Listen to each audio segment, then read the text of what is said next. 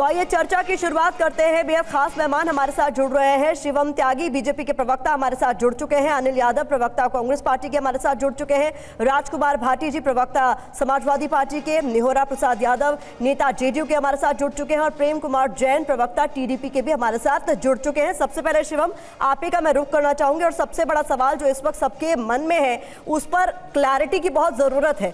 ये तो साफ है कि बहुमत एनडीए के साथ है, सरकार कोलिजन की बनने जा रही है, शपथ ग्रहण होने जा रहा है, लेकिन नीतीश कुमार आपके साथ बने रहेंगे, इस बात की क्या गारंटी है? इसको लेकर तमाम तरह के सवाल पूछे जा रहे हैं।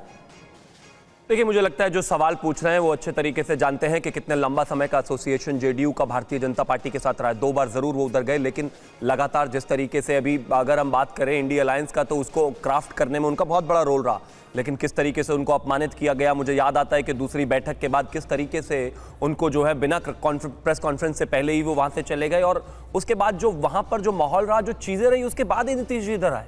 अब तो ऐसा हो गया है कि लगातार चाहे वो नीतीश जी हों, चाहे वो केसी त्यागी जी हों, चाहे वो जेडीयू के और तमाम प्रवक्ताओं कह कर थक गए कि भाई हम नहीं जा रहे हैं, हम नहीं जा रहे हैं। जिस तरीके का अपमान वहां पर हुआ हम उसको देखकर भी नहीं जा रहे हैं। हमें प्रधानमंत्री पद का ऑफर दिया गया, हम तब भी नहीं जा रहे हैं।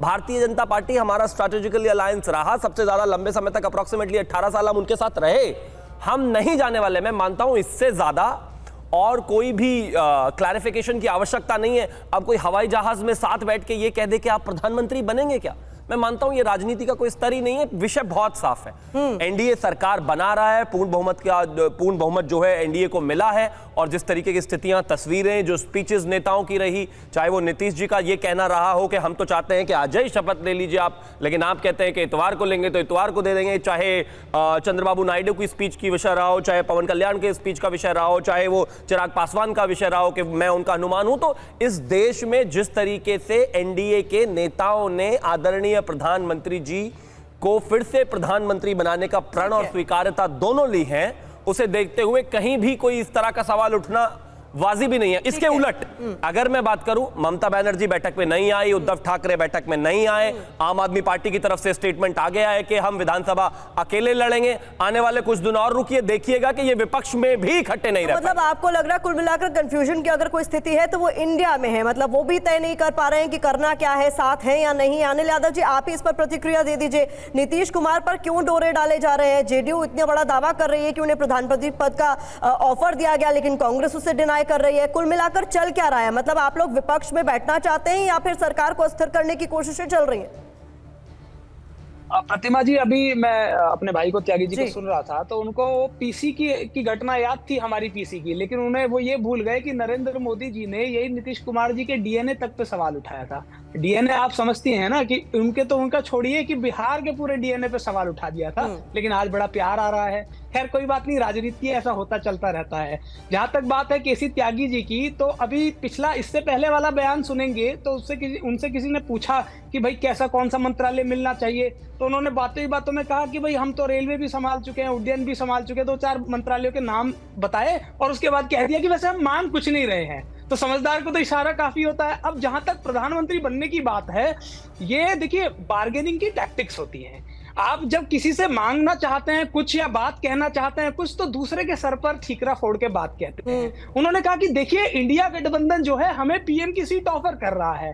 अब हमारे नेता ने तो मना भी कर दिया, हमारी तो अभी तो हम लोगों ने सरकार बनाने की कोई बात भी नहीं कही है। तो ये जो सुनाया जा रहा है, ये शिवम त्यागी जी की पार्टी को, भारतीय जनता पार्टी को सुनाया जा रहा है कि भाई देखिए उस तरफ तो हमें पीएम का पद मिल रहा है, आप अपने हिसाब से। ठीक है, जो आप बात कह रहे हैं उस पर जेडीयू से ही सफाई लेनी चाहिए, क्योंकि जेडीयू ने यह बड़ा दावा किया है कि पीएम पद का ऑफर मिल रहा था इंडिया की ओर से, लेकिन हमने ठुकरा दिया है। निहोरा प्रसाद जी, आपका मैं रुख करना चाहूंगी, इतना बढ़िया ऑफर मिला था तो काहे ठुकरा दिया गया?